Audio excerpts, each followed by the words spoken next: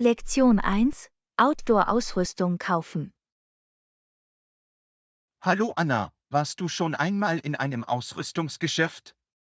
Ich suche nach Outdoor-Ausrüstung. Hallo John, ja, ich war schon bei ein paar. Sie haben eine große Auswahl an Ausrüstung für verschiedene Aktivitäten. Das ist großartig. Ich plane nächsten Monat eine Wanderung.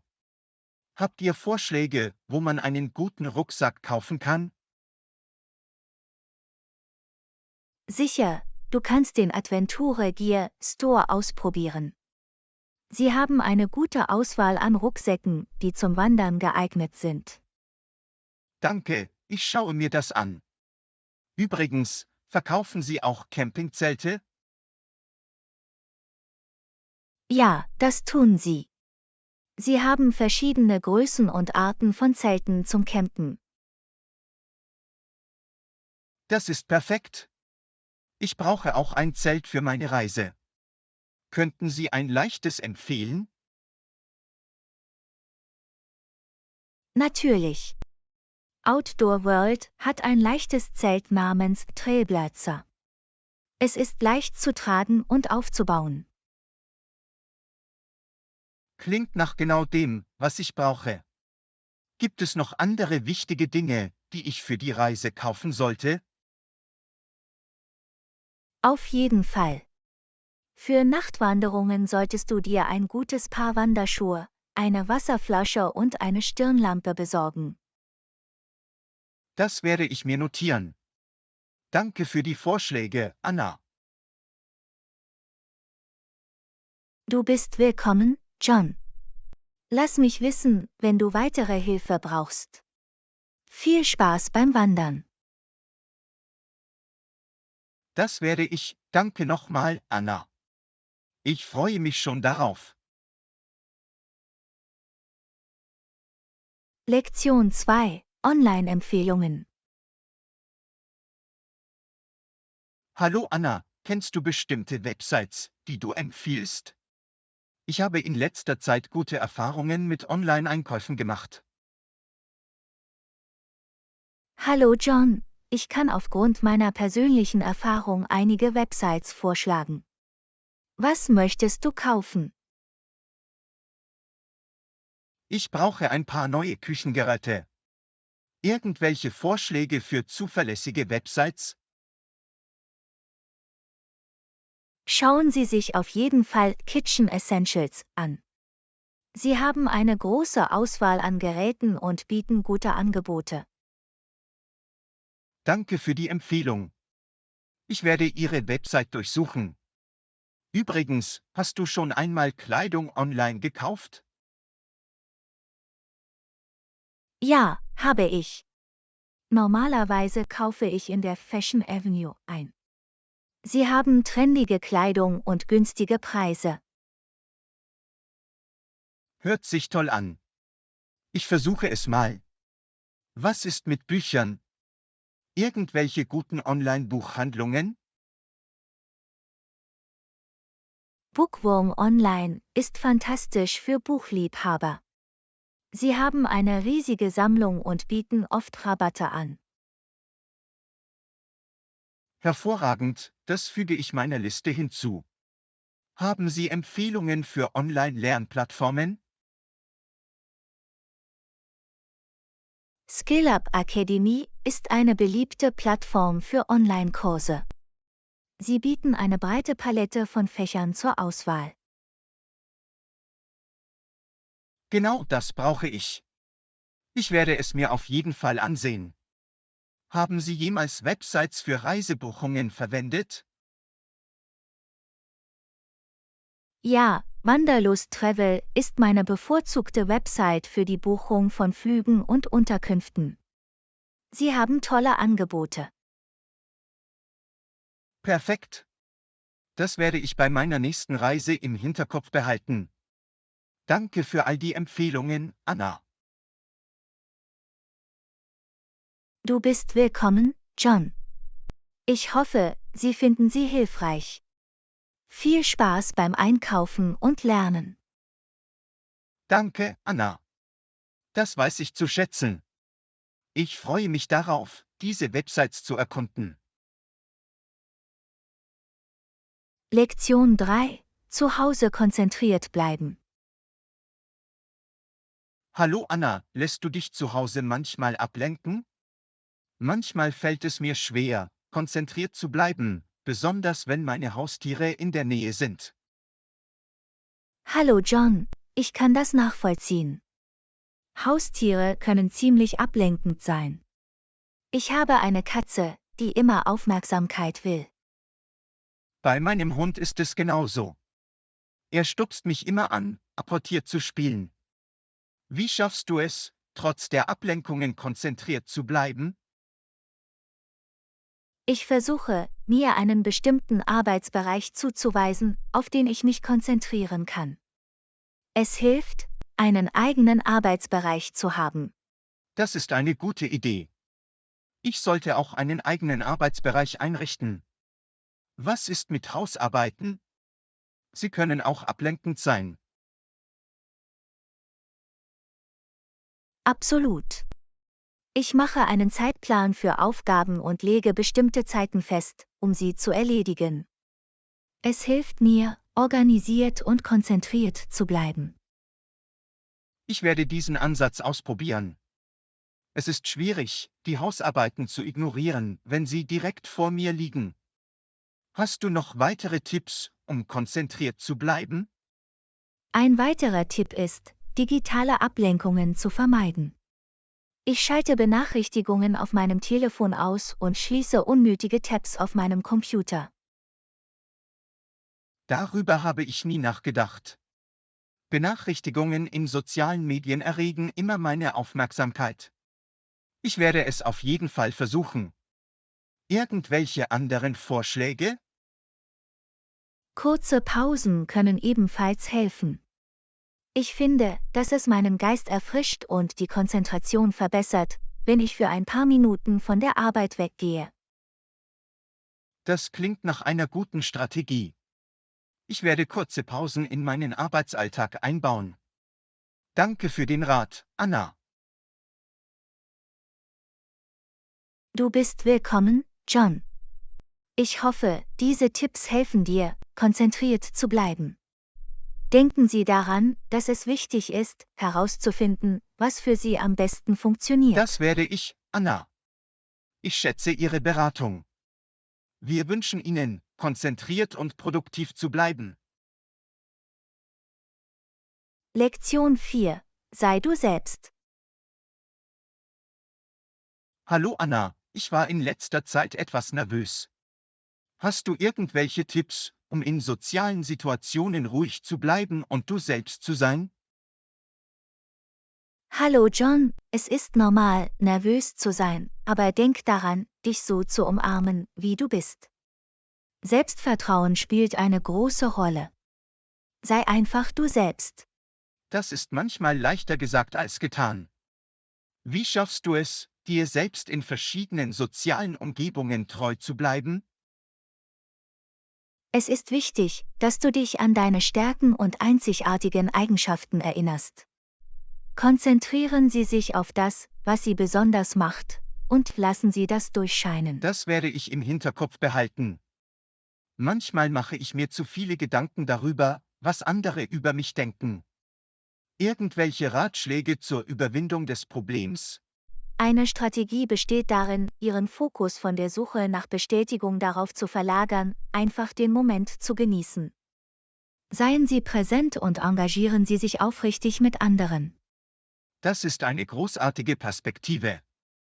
Ich sollte mich auf die Erfahrung konzentrieren, anstatt mir Gedanken über ein Urteil zu machen. Irgendwelche anderen Tipps? Übe Selbstakzeptanz und Selbstfürsorge. Gönnen Sie sich Freundlichkeit und Mitgefühl. Wenn Sie sich mit dem, was Sie sind, wohlfühlen, zeigt sich das.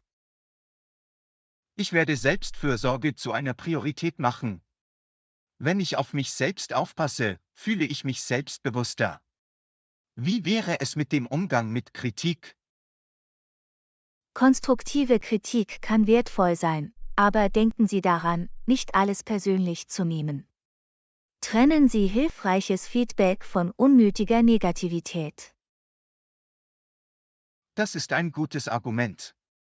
Ich werde lernen, zwischen konstruktiver Kritik und ungerechtfertigter Negativität zu unterscheiden. Danke für deine Anleitung, Anna. Du bist willkommen, John. Denk dran, dir selbst treu zu bleiben ist der beste Weg, um mit anderen in Kontakt zu treten und sinnvolle Beziehungen aufzubauen. Ich schätze deine weisen Worte, Anna. Wir wünschen uns, unser wahres Selbst anzunehmen und authentisch zu leben. Lektion 5. Ein Meeting planen. Hallo Anna, ich muss etwas mit dir besprechen. Wie wäre es, wenn wir uns morgen treffen? Funktioniert 14 Uhr für dich? Hallo John, morgen klingt gut. 14 Uhr funktioniert für mich. Wo sollen wir uns treffen? Treffen wir uns im Café in der Nähe Ihres Büros. Es ist ein günstiger Ort für uns beide. Ist das okay? Sicher, das Café in der Nähe meines Büros ist eine gute Wahl. Ich sehe dich morgen um 14 Uhr dort. Perfekt. Ich markiere es in meinem Kalender. Übrigens, wie lange glauben Sie, wird das Treffen dauern? Ich denke, eine Stunde sollte reichen. Wir können es bei Bedarf jederzeit verlängern. Klingt das für Sie vernünftig? Ja, eine Stunde klingt vernünftig. Wir sollten genug Zeit haben, um alles zu besprechen. Soll ich etwas Bestimmtes mitbringen? Bringen Sie einfach alle relevanten Dokumente oder Notizen mit, die für unsere Diskussion hilfreich sein könnten. Davon abgesehen nichts Spezifisches. In Ordnung, ich sorge dafür, dass alle notwendigen Materialien zusammengetragen werden. Ich freue mich auf unser Treffen morgen. Ebenso, John. Es ist immer produktiv, wenn wir die Gelegenheit haben, Dinge zu besprechen. Wir sehen uns morgen um 14 Uhr. Wir sehen uns dann, Anna. Machen wir daraus ein fruchtbares Treffen. Lektion 6. Exklusivität gewähren. Hallo Anna, ich habe ein aufregendes Angebot. Wir können einem Partner für einen bestimmten Zeitraum Exklusivität für unser neues Produkt gewähren. Was denkst du? Hallo John, das klingt interessant. Die Gewährung von Exklusivität kann von Vorteil sein, aber wir müssen bestimmte Faktoren berücksichtigen. Was sind die Leistungskriterien? Guter Punkt, Anna. Wir sollten spezifische Leistungskriterien festlegen, die der Partner erfüllen muss, um die Exklusivität zu wahren. Dadurch wird sichergestellt, dass sie Ergebnisse liefern. Auf jeden Fall wollen wir sicherstellen, dass Sie engagiert und fähig sind. Wie lang sollte der festgelegte Exklusivitätszeitraum sein? Ich denke, eine einjährige Exklusivitätsfrist wäre angemessen. Es ermöglicht dem Partner, sich auf dem Markt zu etablieren und bietet ihm gleichzeitig Anreize zur Leistung. Ich stimme zu, ein Jahr bietet dem Partner eine faire Gelegenheit, seine Fähigkeiten unter Beweis zu stellen. Was ist mit den allgemeinen Geschäftsbedingungen? Wir sollten die allgemeinen Geschäftsbedingungen in einem Vertrag klar darlegen. Dazu gehören Verpflichtungen, Kündigungsklauseln und alle anderen relevanten Details. Richtig, ein gut ausgearbeiteter Vertrag schützt die Interessen beider Parteien.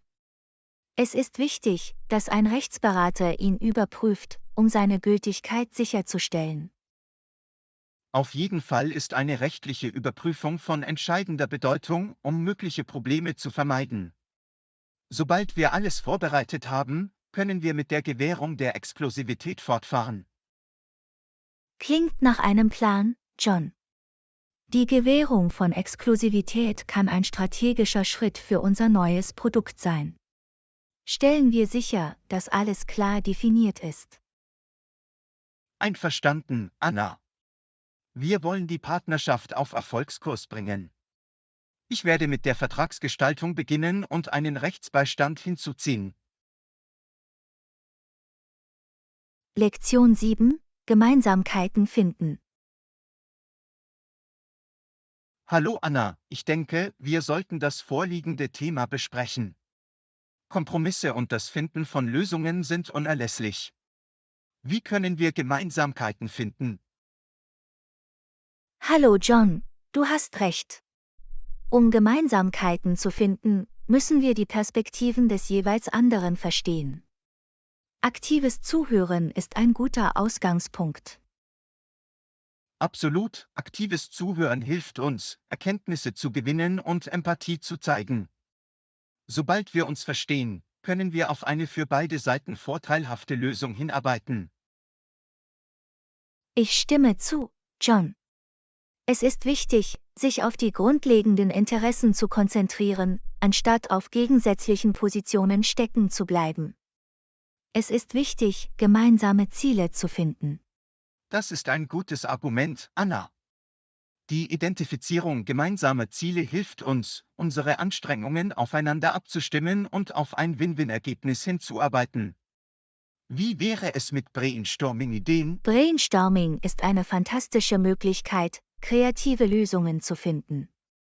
Wir können verschiedene Optionen untersuchen und gemeinsam deren Machbarkeit bewerten. Ich mag diesen Ansatz.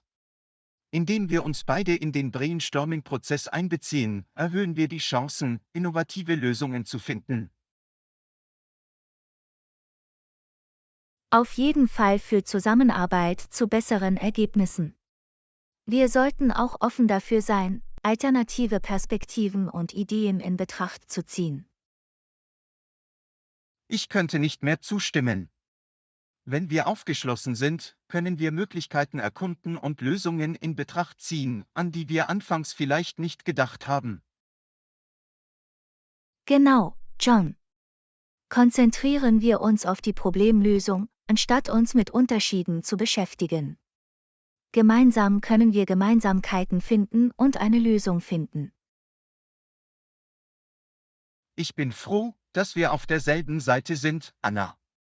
Zusammenarbeiten und Gemeinsamkeiten finden, wird uns zu einem erfolgreichen Ergebnis führen. Absolut, John. Gehen wir das im Geiste der Zusammenarbeit und des gegenseitigen Respekts an. Ich bin zuversichtlich, dass wir eine Lösung finden werden, die uns beide zufriedenstellt.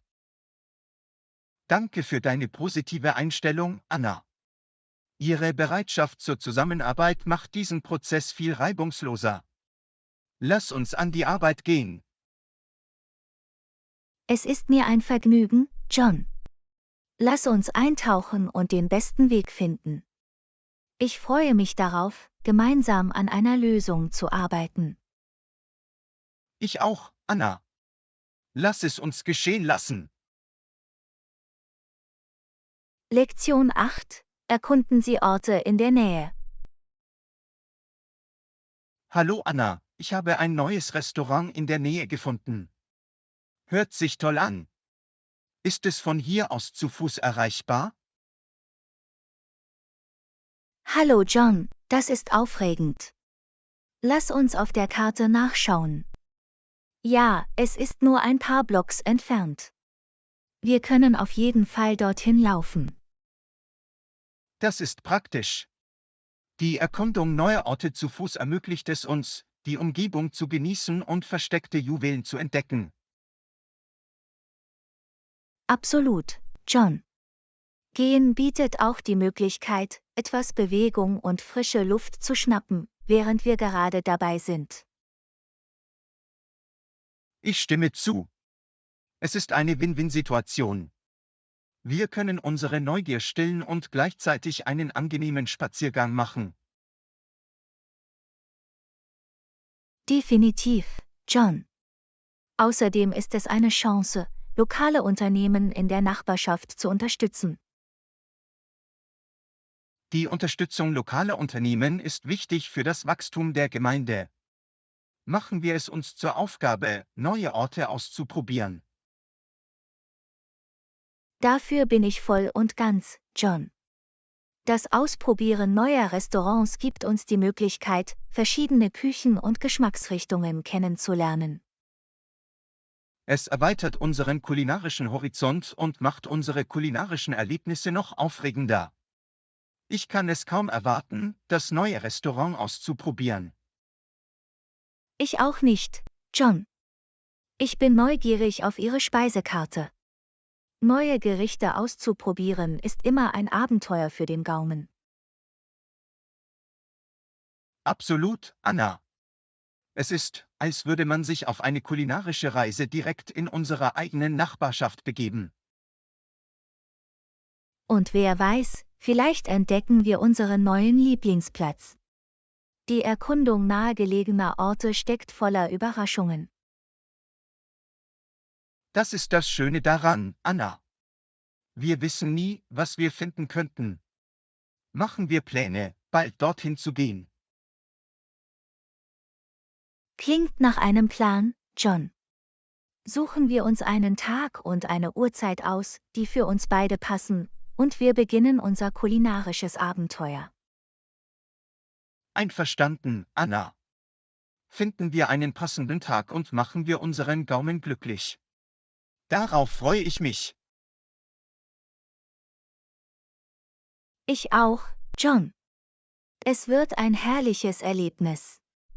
Machen wir das Beste aus unserer Erkundung der Nachbarschaft. Absolut, Anna. Es geht darum, die Chancen direkt vor unserer Haustür zu nutzen. Lass uns gehen und uns amüsieren. Lektion 9: Ziele definieren.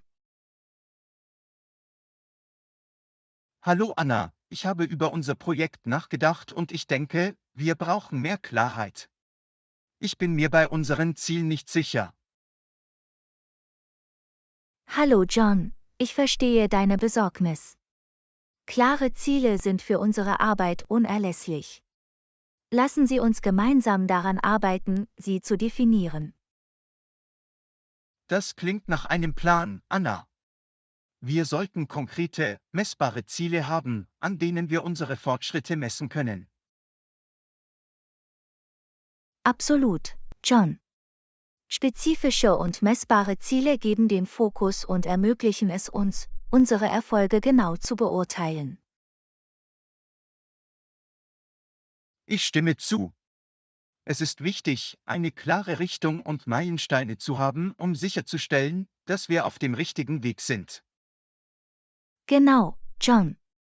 Stellen wir außerdem sicher, dass unsere Ziele angesichts der verfügbaren Ressourcen und der verfügbaren Zeit erreichbar und realistisch sind. Das ist ein gutes Argument, Anna. Die Festlegung realistischer Ziele stellt sicher, dass unsere Bemühungen auf das ausgerichtet sind, was wir vernünftigerweise erreichen können. Lassen Sie uns außerdem unsere Ziele zeitlich festlegen. Eine Frist zu haben, erzeugt ein Gefühl der Dringlichkeit und hilft bei der Priorisierung. Ich könnte nicht mehr zustimmen, Anna. Zeitgebundene Ziele halten uns zur Rechenschaft und motivieren uns, Maßnahmen zu ergreifen. Sobald wir unsere Ziele definiert haben, können wir sie in kleinere Aufgaben aufteilen und einen Aktionsplan erstellen. Die Aufteilung der Ziele in überschaubare Aufgaben macht sie zugänglicher und erhöht die Erfolgswahrscheinlichkeit. Absolut, John. Es hilft uns auch dabei, Ressourcen effektiv zuzuweisen und potenzielle Hindernisse frühzeitig zu erkennen.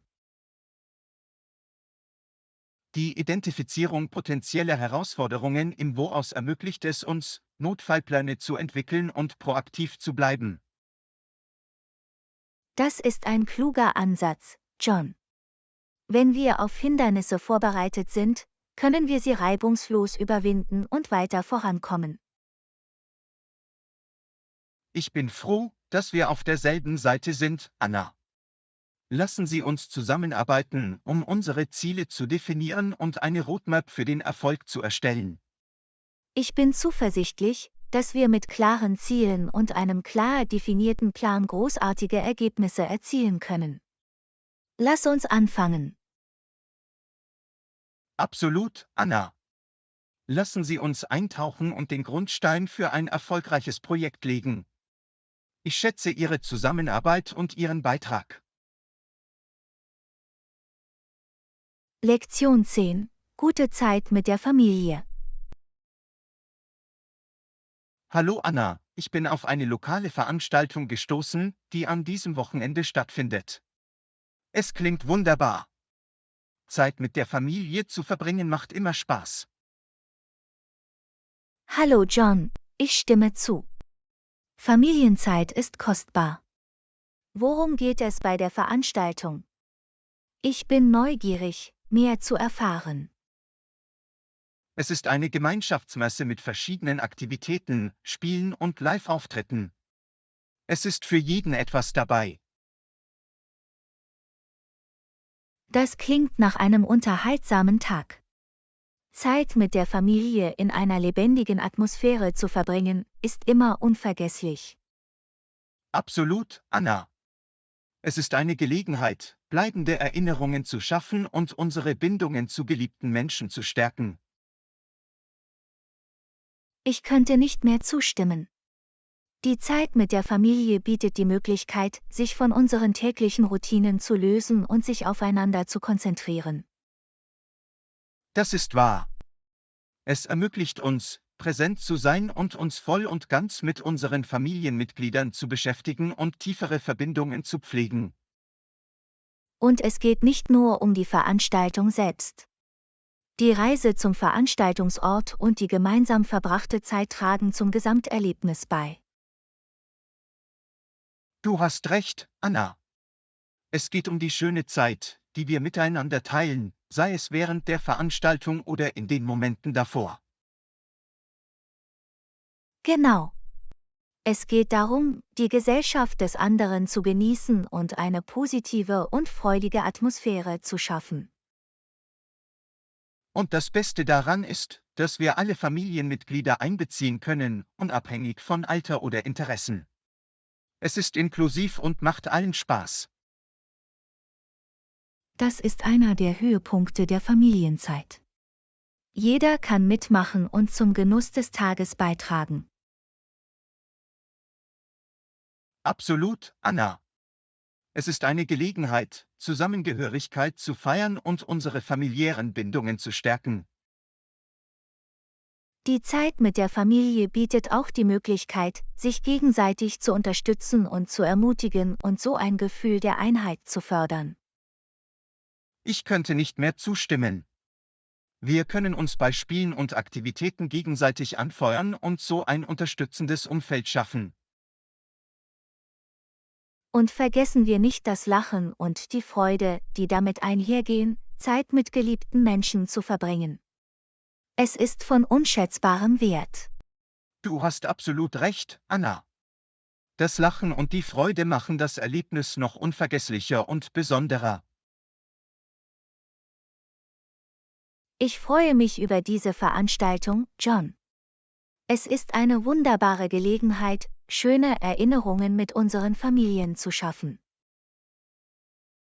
Mir geht es genauso, Anna.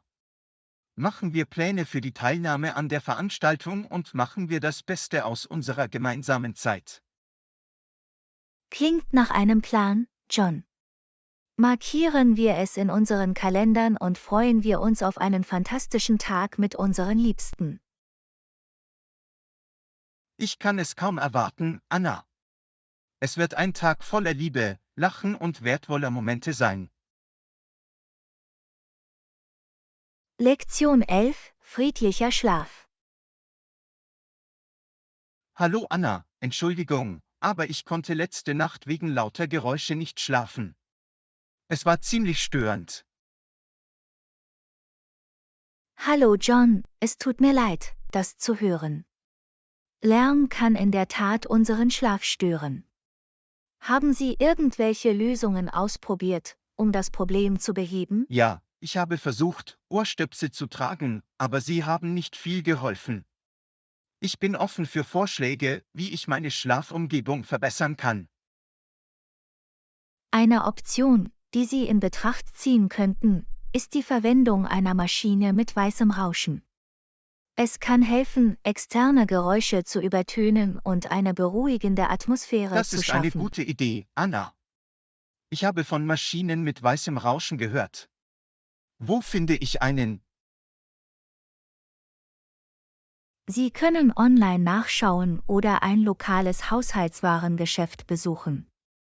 Sie sind normalerweise im Schlafzimmer oder im Entspannungsbereich verfügbar. Das werde ich mir auf jeden Fall ansehen. Ein weiteres Problem, auf das ich gestoßen bin, war die Helligkeit der Straßenlaternen vor meinem Fenster. Ah, ich verstehe. Helles Licht kann unsere Schlafmuster stören. Haben Sie darüber nachgedacht, Verdunkelungsvorhänge oder Jalousien zu verwenden? Das ist ein toller Vorschlag, Anna. Verdunkelungsvorhänge habe ich nicht in Betracht gezogen. Ich werde diese Option ausprobieren, um eine dunklere Schlafumgebung zu schaffen. Es ist einen Versuch wert, John. Verdunkelungsvorhänge können externe Lichtquellen effektiv blockieren und so einen besseren Schlaf fördern. Danke für den Vorschlag. Ich werde sicherstellen, dass Verdunkelungsvorhänge installiert werden, um Lichtstörungen zu minimieren. Du bist willkommen, John. Außerdem kann die Einrichtung einer Schlafenszeitroutine Ihrem Körper signalisieren, dass es Zeit ist, sich zu entspannen und sich auf den Schlaf vorzubereiten. Das macht Sinn, Anna. Ich sollte eine einheitliche Routine entwickeln, die entspannende Aktivitäten vor dem Schlafengehen beinhaltet. Genau. Aktivitäten wie das Lesen eines Buches, ein warmes Bad oder das Üben tiefer Atemübungen können Ihnen helfen, sich zu entspannen und leichter einzuschlafen. Ich werde diese Aktivitäten in meine Abendroutine integrieren. Hoffentlich bereitet es meinen Geist und Körper auf einen erholsamen Schlaf vor. Ich freue mich, dass du die Vorschläge hilfreich fandest, John. Es ist wichtig, eine ruhige Schlafumgebung zu schaffen, um das allgemeine Wohlbefinden zu fördern. Ich könnte nicht mehr zustimmen, Anna. Guter Schlaf ist entscheidend für unsere körperliche und geistige Gesundheit. Absolut, John. Durch die Umsetzung dieser Änderungen erhöhen Sie die Wahrscheinlichkeit, erholsamer und ungestörter zu schlafen. Danke für deinen Rat, Anna. Ich danke Ihnen für Ihre Hilfe bei der Lösung dieses Schlafproblems. Du bist willkommen, John. Ich bin hier, um dich zu unterstützen. Ich hoffe, dass die Änderungen, die Sie vornehmen, zu einem friedlicheren und verjüngenderen Schlaferlebnis führen. Ich bin auch zuversichtlich, Anna. Ich wünsche Ihnen 2 bessere Nächte zum Schlafen. Lektion 12: Fitnessziele. Hallo Anna, wie oft trainierst du? Ich beabsichtige, mindestens 5-mal pro Woche Sport zu treiben. Hallo John, das ist beeindruckend. Ich versuche, eine ähnliche Trainingsroutine beizubehalten. Regelmäßige Bewegung ist für unser Wohlbefinden unerlässlich. Absolut, Anna. Es hält uns körperlich fit und hat zahlreiche Vorteile für unsere allgemeine Gesundheit. Ich könnte nicht mehr zustimmen. Bewegung verbessert die Herz-Kreislauf-Gesundheit, stärkt die Muskeln und steigert unser Energieniveau. Das stimmt, Anna. Es spielt auch eine entscheidende Rolle bei der Stressreduzierung und der Verbesserung unseres geistigen Wohlbefindens. Definitiv, John. Ich finde, dass Bewegung mir hilft, den Kopf frei zu bekommen und meine Stimmung zu verbessern. Es ist ein großartiges Mittel zum Stressabbau. Das freut mich zu hören, Anna. Es ist inspirierend zu sehen, wie sich Bewegung positiv auf unsere körperliche und geistige Gesundheit auswirkt. Das tut es wirklich, John. Also, welche Art von Training machst du normalerweise während deiner 5 Trainingseinheiten? Ich mag eine Mischung aus Cardioübungen wie Laufen und Radfahren sowie Krafttraining mit Gewichten oder Körpergewichtsübungen. Das klingt nach einer abgerundeten Routine, John. Herz-Kreislauf-Übungen und Krafttraining sorgen für einen ausgewogenen Fitnessansatz. Ich glaube daran, eine abwechslungsreiche Trainingsroutine beizubehalten, um verschiedene Muskelgruppen anzusprechen und die allgemeine Ausdauer zu verbessern. Das ist ein kluger Ansatz, John. Abwechslung macht das Training interessant und fordert unseren Körper auf unterschiedliche Weise heraus. Absolut, Anna. Außerdem hilft es, Langeweile und Plateaus bei unserem Fitnessfortschritt zu verhindern. Ich stimme zu. Es ist wichtig, dass unser Training Spaß macht und ansprechend ist, um langfristig motiviert zu bleiben. Befolgst du neben dem Sport bestimmte Ernährungsgewohnheiten, um deine Fitnessziele zu unterstützen, Anna? Ja, John. Ich konzentriere mich auf eine ausgewogene Ernährung, die reich an Obst, Gemüse, magerem Protein und Vollkornprodukten ist. Das ist toll, Anna. Die richtige Ernährung ist der Schlüssel, um unseren Körper mit Energie zu versorgen und unsere Trainingsleistung zu optimieren. Absolut, John. Es geht darum, uns mit den richtigen Nährstoffen zu ernähren, um unsere Fitnessbemühungen zu unterstützen. Ich könnte nicht mehr zustimmen, Anna. Konsequente Bewegung und gesunde Essgewohnheiten gehen Hand in Hand, um unsere Fitnessziele zu erreichen. Definitiv, John. Es ist ein ganzheitlicher Ansatz, der sowohl körperliche Aktivität als auch achtsame Ernährung umfasst. Ich bin froh, dass wir auf derselben Seite sind, Anna. Es ist motivierend, ein fitnessorientiertes Gespräch zu führen und Ideen auszutauschen. Mir geht es genauso, John. Es ist inspirierend, unsere Fitnessreisen mit anderen zu teilen und uns dabei gegenseitig zu ermutigen. Absolut, Anna. Lassen Sie uns weiterhin unserer Fitness und unserem Wohlbefinden Priorität einräumen und uns gegenseitig bei jedem Schritt unterstützen. Ich bin voll und ganz dafür, John. Auf einen gesunden und aktiven Lebensstil, der uns Freude und Vitalität bringt. Prost darauf, Anna. Lasst uns weiter nach unseren Fitnesszielen streben und den Prozess genießen, stärker und gesünder zu werden. Lektion 13: Fernweh. Hallo Anna, ich habe aus unserem Alltag heraus gemerkt, dass wir beide eine Leidenschaft für das Reisen haben. Ich könnte nicht mehr zustimmen, neue Orte zu erkunden ist eine bereichernde Erfahrung.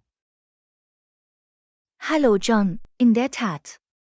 Reisen ermöglicht es uns, in verschiedene Kulturen einzutauchen, neue Küchen auszuprobieren und bleibende Erinnerungen zu schaffen. Absolut, Anna. Es erweitert unseren Horizont und öffnet unseren Geist für verschiedene Perspektiven und Lebensweisen.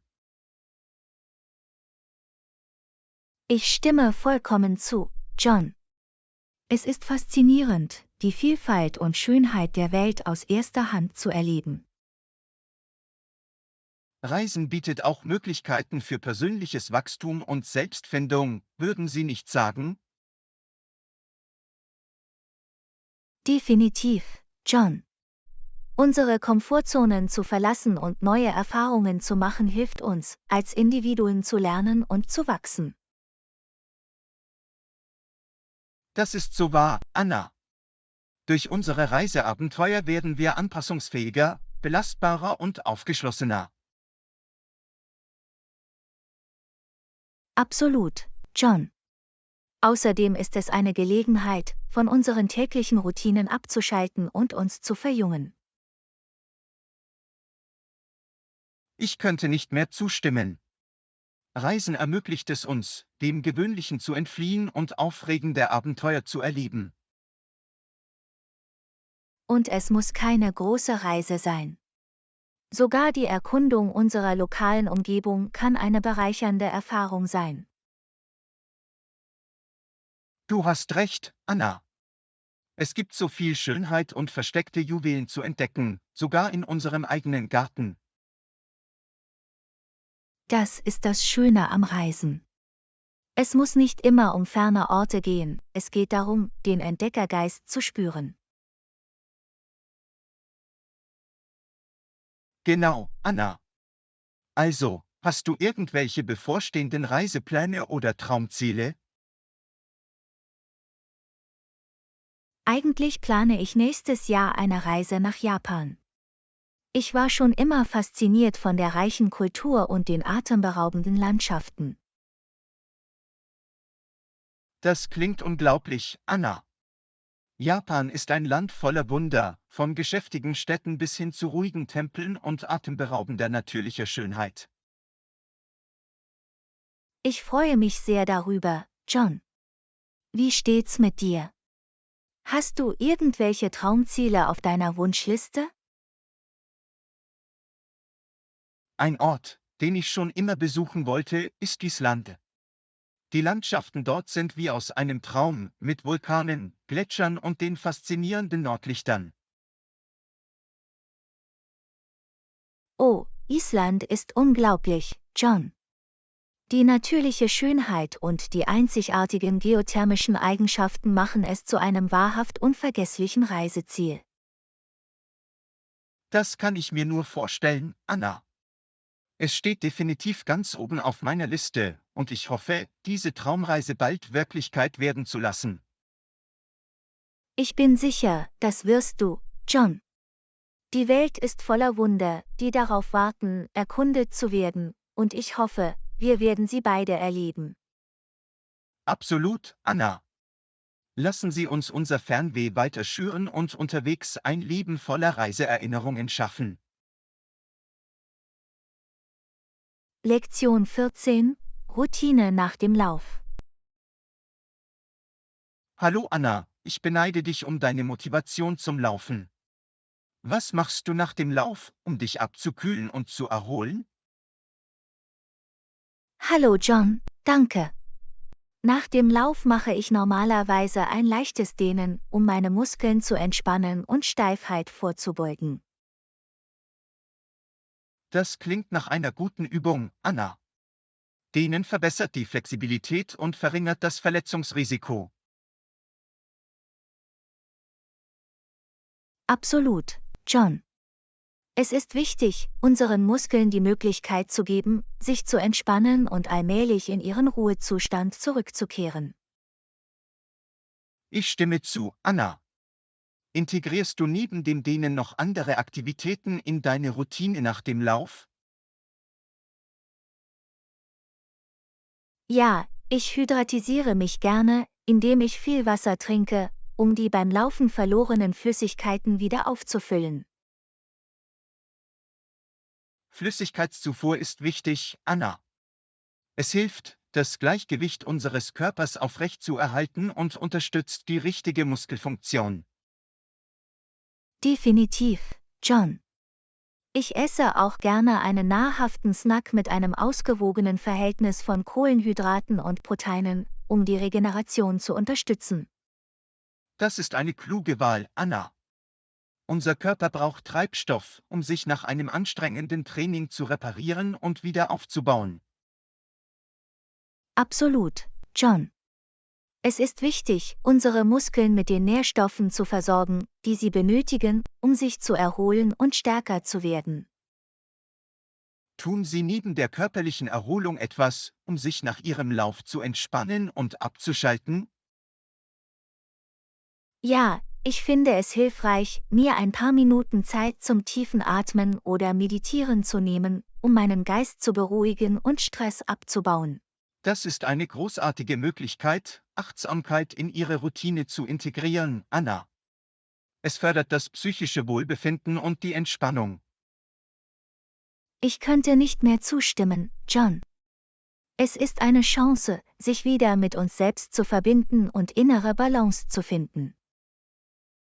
Das ist wunderbar, Anna. Die Pflege unseres körperlichen und geistigen Wohlbefindens ist entscheidend für einen ganzheitlichen Fitnessansatz. Absolut, John. Es geht darum, ein Gleichgewicht zu finden, das für uns individuell funktioniert und unsere allgemeine Gesundheit unterstützt. Ich schätze deine Erkenntnisse, Anna. Es ist inspirierend, von deiner Routine nach dem Lauf und der Bedeutung zu hören, die du der Erholung beimisst. Danke, John. Es ist wichtig, auf unseren Körper zu hören und der Selbstpflege Priorität einzuräumen, um eine langfristige Fitnessreise aufrechtzuerhalten. Ich könnte nicht mehr zustimmen, Anna. Lassen Sie uns weiterhin voneinander lernen und neue Wege entdecken, um unsere Fitnessroutinen zu optimieren. Absolut, John. Gemeinsam können wir uns gegenseitig inspirieren und motivieren, unsere Ziele zu erreichen und ein gesundes, aktives Leben zu führen. Ich bin dankbar für unsere Diskussionen, Anna. Vielen Dank, dass Sie Ihr Wissen und Ihre Erfahrungen in der Fitnesswelt geteilt haben. Lektion 15: Umkleideraum-Dilemma.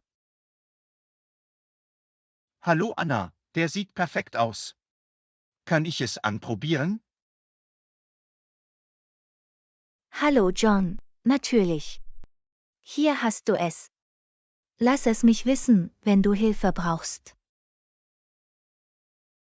Danke, Anna. Wie passt es? Es steht dir gut, John. Die Farbe steht dir gut und die Größe scheint genau richtig zu sein. Das ist gut zu hören, Anna. Ich wollte etwas, das bequem und doch stilvoll ist. Du hast es mit dieser Wahl getroffen, John. Es ist eine perfekte Balance zwischen Mode und Funktionalität. Das freut mich zu hören, Anna. Ich schätze dein Fachwissen in Sachen Mode. Es ist mir ein Vergnügen, John. Es macht mir Spaß, anderen zu helfen, ihren Stil zu finden und sich in ihren Outfits sicher zu fühlen. Du hast ein scharfes Auge für Mode, Anna. Ich bewundere immer deinen Sinn für Stil. Danke, John.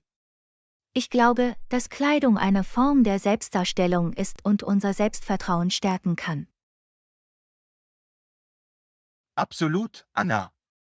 Wenn wir uns in dem, was wir tragen, wohlfühlen, wirkt sich das positiv auf unser allgemeines Verhalten aus.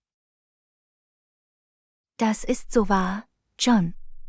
Es ist wichtig, Kleidung zu wählen, in der wir uns wohlfühlen und die unsere Persönlichkeit widerspiegelt. Ich könnte nicht mehr zustimmen, Anna. Mode sollte ein Spiegelbild dessen sein, wer wir sind, und dafür sorgen, dass wir uns gut fühlen. Definitiv, John. Und vergessen Sie nicht, bei der Auswahl eines Outfits den Anlass zu berücksichtigen. Das ist ein gutes Argument, Anna. Verschiedene Veranstaltungen erfordern unterschiedliche Dresscodes und Stile. Genau, John. Es ist wichtig, sich dem Anlass angemessen zu kleiden und gleichzeitig unserem persönlichen Stil treu zu bleiben. Ich schätze deinen Rat, Anna. Es ist hilfreich, einen modeaffinen Freund wie dich zu haben.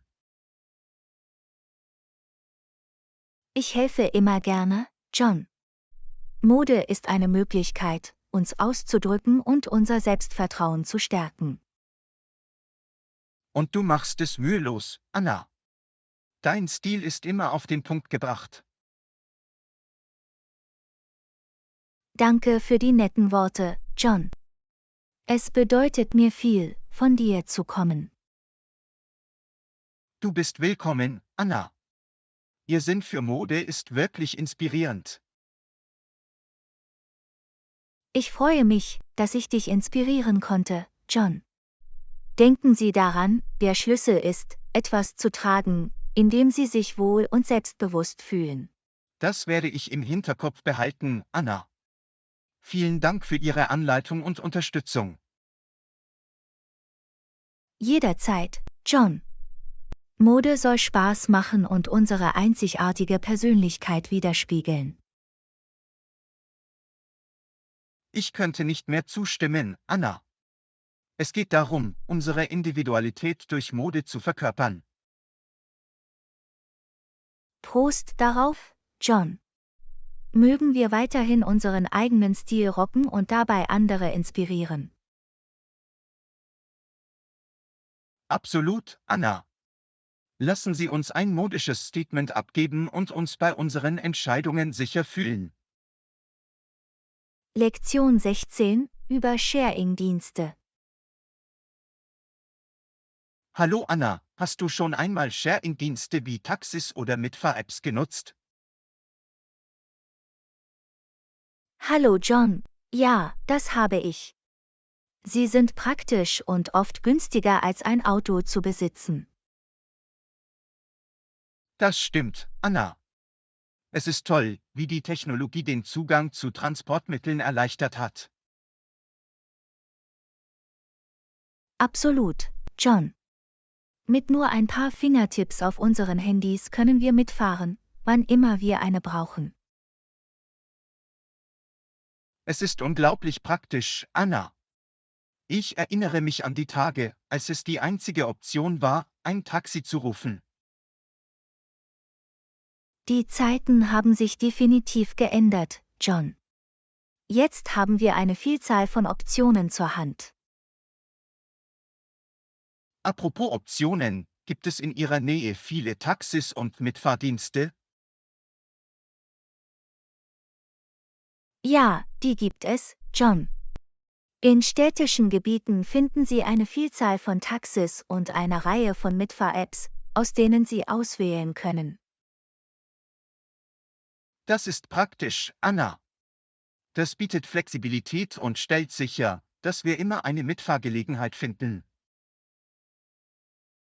Absolut, John. Es ist besonders nützlich für diejenigen, die kein Auto besitzen oder lieber nicht fahren möchten. Ich kann mir vorstellen, wie es Menschen zugutekommt, die in geschäftigen Städten leben, Anna. Es erspart ihnen das lästige Parken und den Verkehr.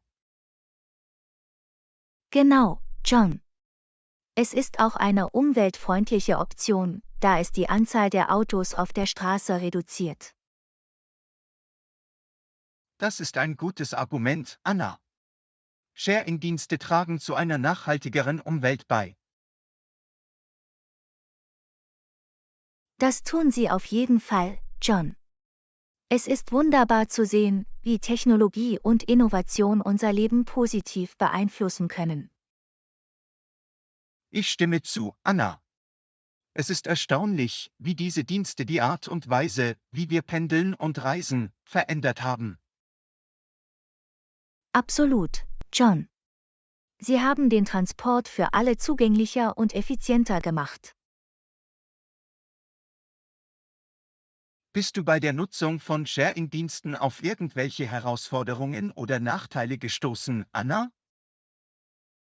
Gelegentlich, John. Manchmal kann es zu Spitzenzeiten oder bei schlechtem Wetter zu längeren Wartezeiten kommen. Das ist verständlich, Anna. Es ist wichtig, diese Faktoren bei der Planung unserer Reisen zu berücksichtigen. Definitiv, John. Es ist immer eine gute Idee, einen Ersatzplan oder eine alternative Transportoption zu haben. Kluger Rat, Anna. Flexibilität ist der Schlüssel, wenn Sie sich auf Sharing-Dienste verlassen. Ich könnte nicht mehr zustimmen, John. Es geht darum, sich an die Umstände anzupassen und die verfügbaren Ressourcen optimal zu nutzen. Absolut, Anna. Vielen Dank, dass Sie Ihre Erkenntnisse und Erfahrungen mit Sharing-Diensten geteilt haben. Du bist willkommen, John. Es war eine interessante Diskussion.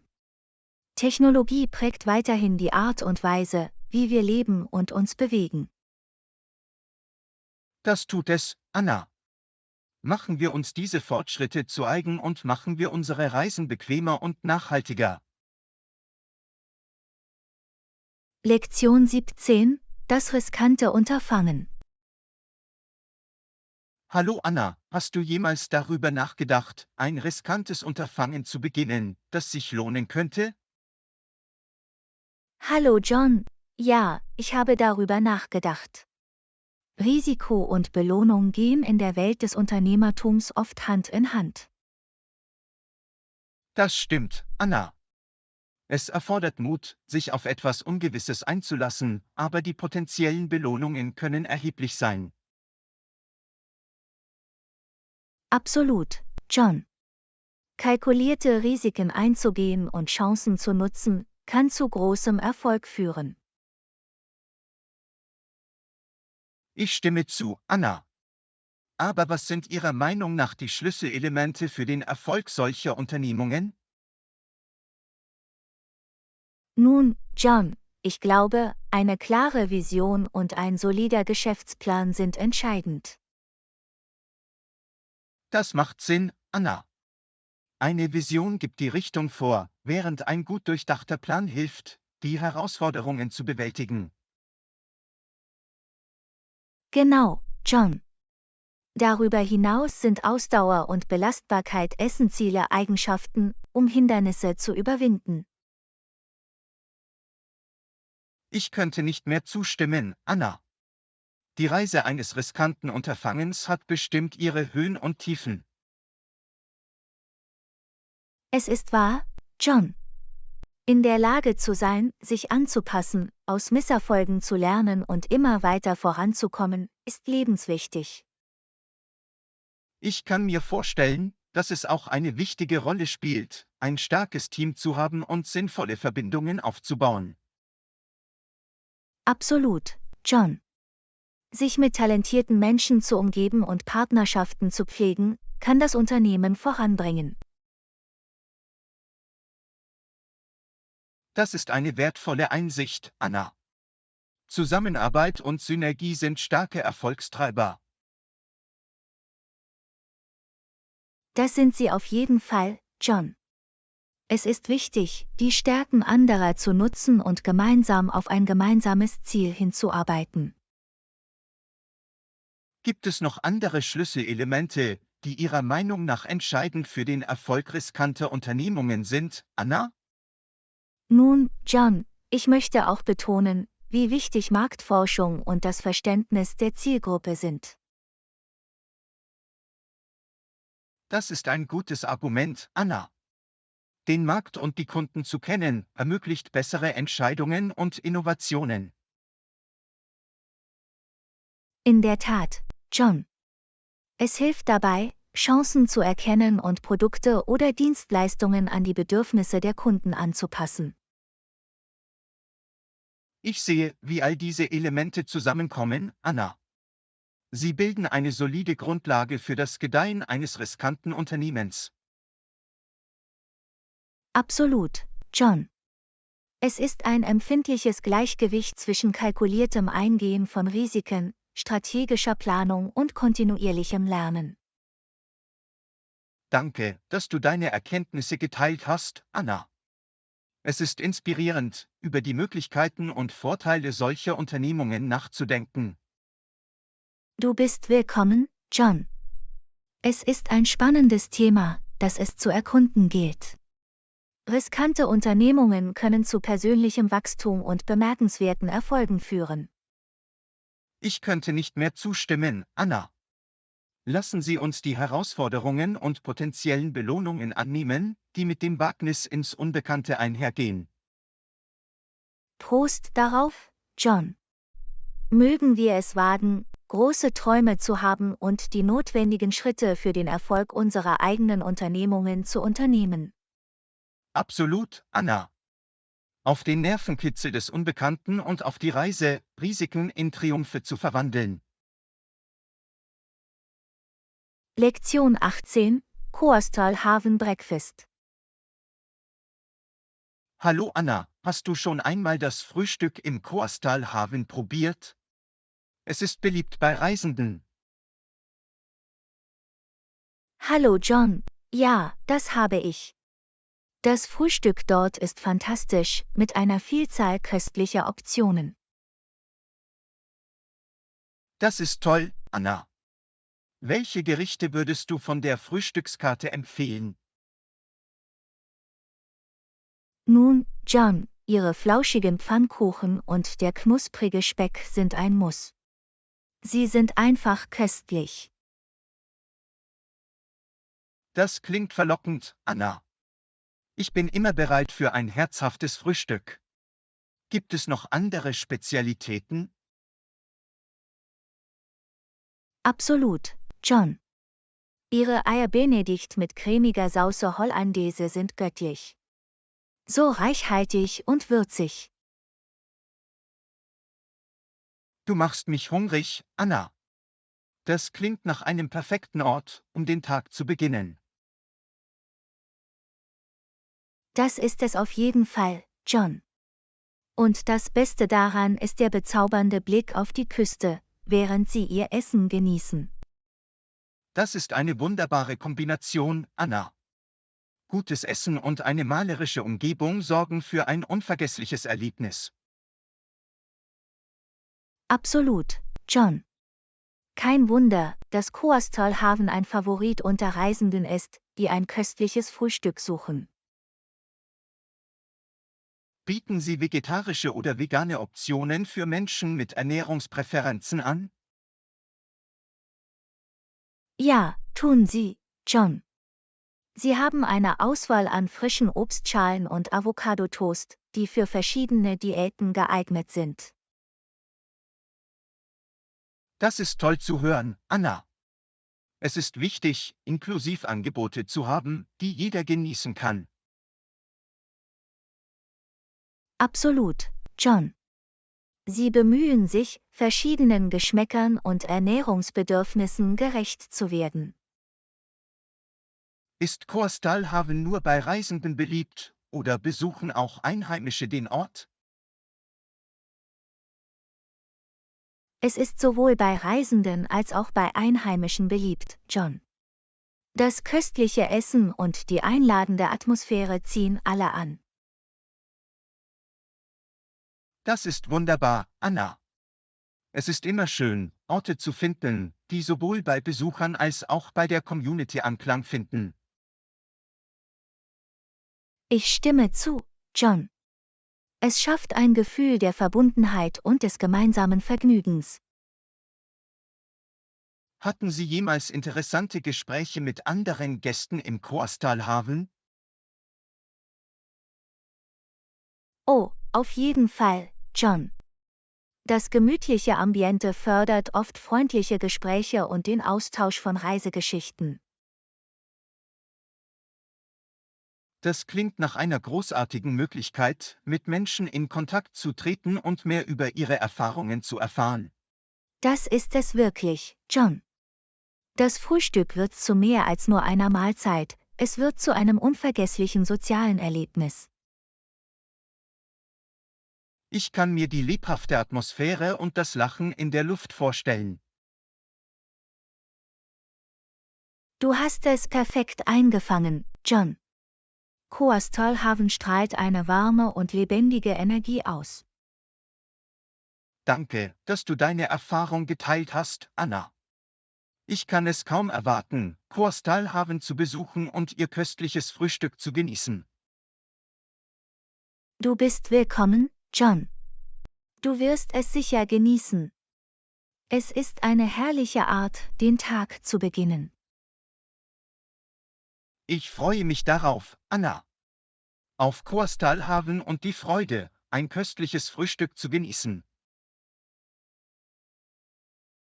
Lektion 19: Katzenfutter für Erwachsene. Hallo Anna, hast du das neue Katzenfutter probiert, das speziell für erwachsene Katzen entwickelt wurde? Hallo John. Ja, das habe ich. Es wurde entwickelt, um ihren einzigartigen Ernährungsbedürfnissen gerecht zu werden. Das ist toll zu hören, Anna. Hat es irgendwelche besonderen Inhaltsstoffe oder Vorteile? Absolut, John. Es enthält hochwertige Proteine und essentielle Vitamine für eine optimale Katzengesundheit. Das ist fantastisch. Es liefert also die notwendigen Nährstoffe, damit erwachsene Katzen gedeihen können. Ja, John. Es unterstützt ihr allgemeines Wohlbefinden und hilft, ein gesundes Gewicht zu halten. Das ist wichtig. Erwachsene Katzen benötigen eine ausgewogene Ernährung, um aktiv zu bleiben und einen gesunden Körperzustand aufrechtzuerhalten. Absolut, John. Es enthält auch Omega-3-Fettsäuren für ein gesundes Fell und eine gesunde Haut. Das ist eine großartige Ergänzung. Ein glänzendes Fell ist ein Zeichen für eine gesunde Katze. Ja, John. Das Katzenfutter enthält auch Antioxidantien zur Unterstützung des Immunsystems. Das ist von Vorteil. Ein starkes Immunsystem schützt Katzen vor Krankheiten. Genau, John. Es ist wichtig, sie mit den richtigen Nährstoffen zu versorgen, um ihre allgemeine Gesundheit zu unterstützen. Gibt es spezielle Geschmacksrichtungen für das Katzenfutter? Ja, John. Es gibt eine Vielzahl von Geschmacksrichtungen wie Hühnchen, Fisch und Rindfleisch. Das ist gut zu wissen. Katzen können unterschiedliche Vorlieben haben, wenn es um Aromen geht. Absolut, John. Es ermöglicht Tierbesitzern, den Geschmack zu wählen, den ihre Katzen am meisten mögen. Ist das Katzenfutter in verschiedenen Formen erhältlich, zum Beispiel in Nass- und Trockenform? Ja, John. Es ist sowohl in nasser als auch in trockener Form erhältlich, um unterschiedlichen Fütterungspräferenzen gerecht zu werden. Das ist praktisch. Manche Katzen bevorzugen Nassfutter, während andere Trockenfutter bevorzugen. Genau, John. Es gibt Katzenbesitzern die Flexibilität zu wählen, was für ihre Haustiere am besten geeignet ist. Gibt es das Katzenfutter in verschiedenen Packungsgrößen?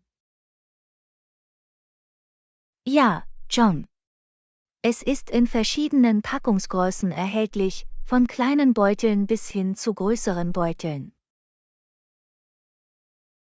Das ist hilfreich. Es ermöglicht Tierbesitzern, die richtige Menge zu kaufen, die auf die Bedürfnisse ihrer Katze zugeschnitten ist. Absolut, John. Es ist wichtig, Optionen zu haben, die den Anforderungen verschiedener Haushalte entsprechen. Vielen Dank für das Teilen dieser Informationen, Anna.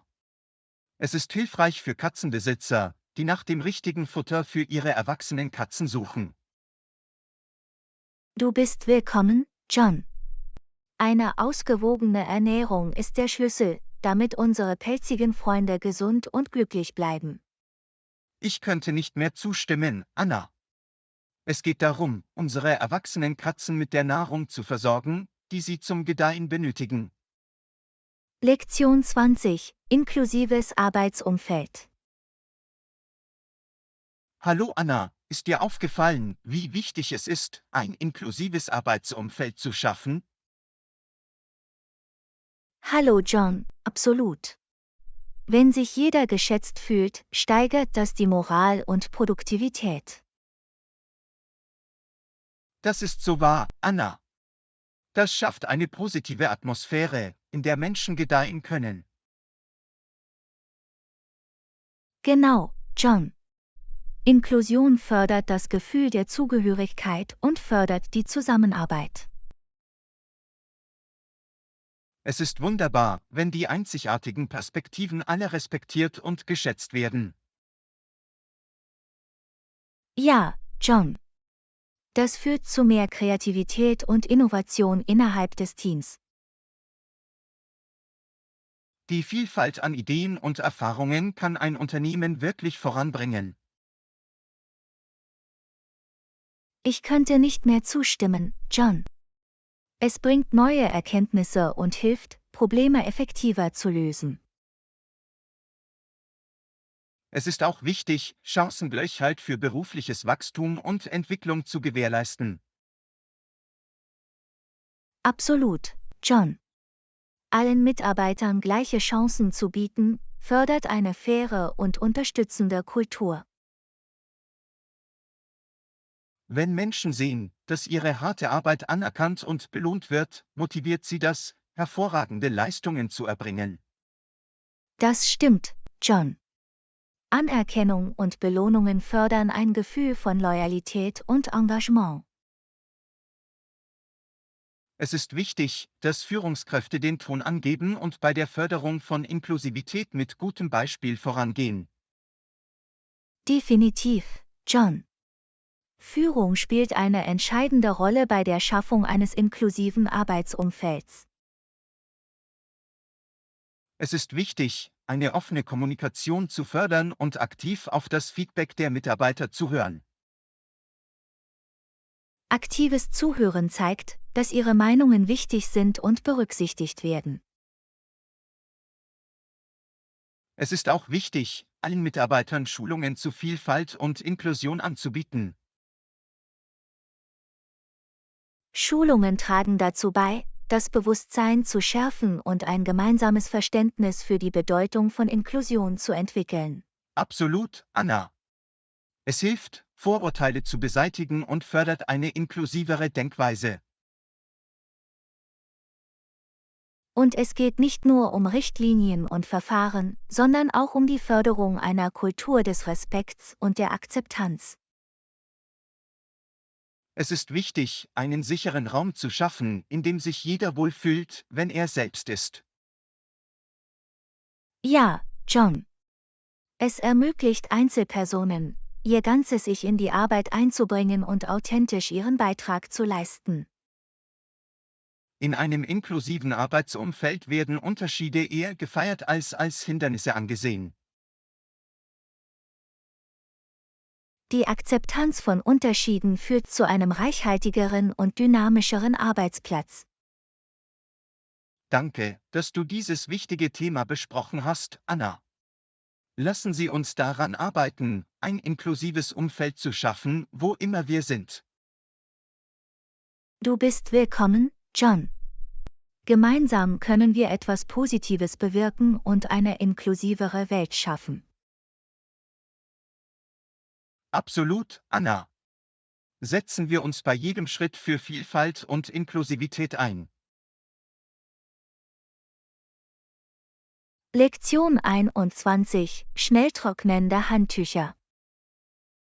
Hallo Anna, hast du versucht, schnell trocknende Handtücher zu verwenden? Sie sind absolut fantastisch. Hallo John. Ja, das habe ich. Sie trocknen schnell und sind einfach zu verwenden.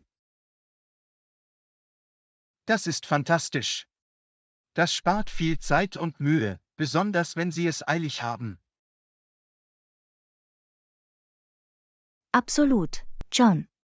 Schnell trocknende Handtücher sind perfekt für geschäftige Morgen oder wenn Sie unterwegs sind.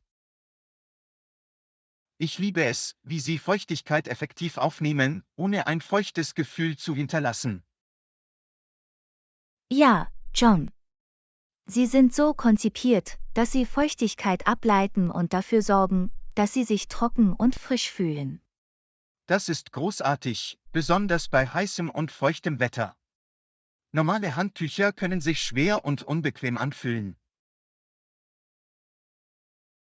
Genau, John.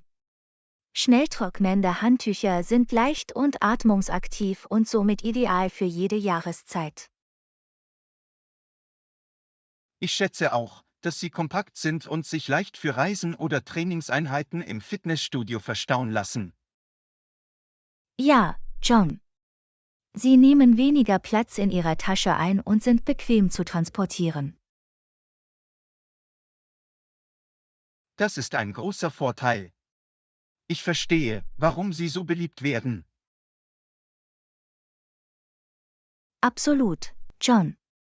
Sie sind eine praktische und vielseitige Wahl für verschiedene Aktivitäten. Gibt es sie in verschiedenen Größen und Farben? Ja, John. Schnelltrocknende Handtücher sind in verschiedenen Größen erhältlich, von kleinen Handtüchern bis hin zu größeren Badetüchern. Das ist großartig. Es ermöglicht Ihnen, die Größe zu wählen, die Ihren Bedürfnissen entspricht. Sie sind auch in einer Vielzahl von Farben und Mustern erhältlich und verleihen Ihrem Alltag einen Hauch von Stil. Das ist ein netter Bonus. Es macht immer Spaß, Handtücher zu haben, die Ihren persönlichen Vorlieben entsprechen. Absolut, John. Schnelltrocknende Handtücher bieten sowohl Funktionalität als auch Ästhetik.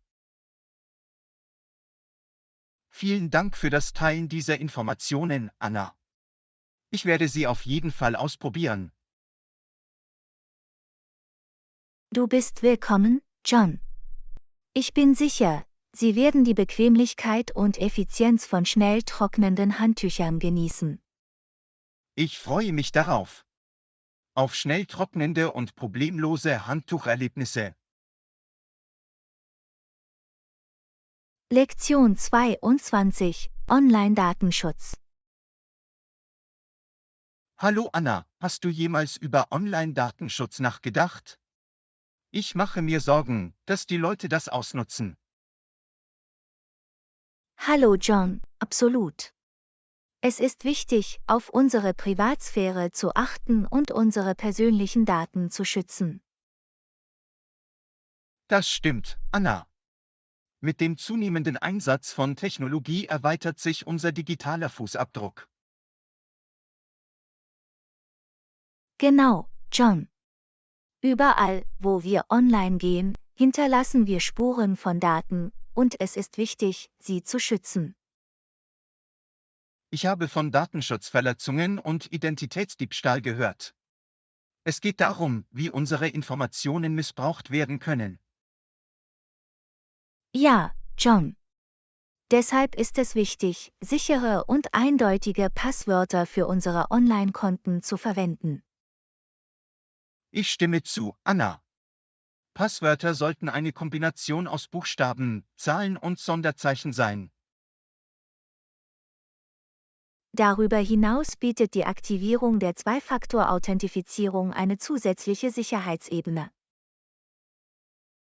Das ist ein gutes Argument, Anna. Das stellt sicher, dass nur autorisierte Personen auf unsere Konten zugreifen können. Es ist auch wichtig, vorsichtig mit den Informationen umzugehen, die wir auf Social-Media-Plattformen teilen. Absolut, Anna. Wir sollten darauf achten, was wir posten, und die möglichen Konsequenzen berücksichtigen. Mithilfe der Datenschutzeinstellungen auf Social-Media-Plattformen können Sie kontrollieren, wer unsere Beiträge und persönlichen Daten sehen kann. Das stimmt, Anna. Wir sollten unsere Datenschutzeinstellungen regelmäßig überprüfen und aktualisieren, um die Kontrolle zu behalten. Ein weiterer zu berücksichtigender Aspekt ist die Vermeidung verdächtiger Websites und die Vorsicht beim Klicken auf unbekannte Links. Ja, Anna. Phishing-Versuche und Malware können unsere Daten und unsere Privatsphäre gefährden. Es ist auch wichtig, unsere Geräte und Software mit den neuesten Sicherheitspatches auf dem neuesten Stand zu halten. Das stimmt, Anna. Software-Updates enthalten häufig Sicherheitsverbesserungen, die vor Sicherheitslücken schützen.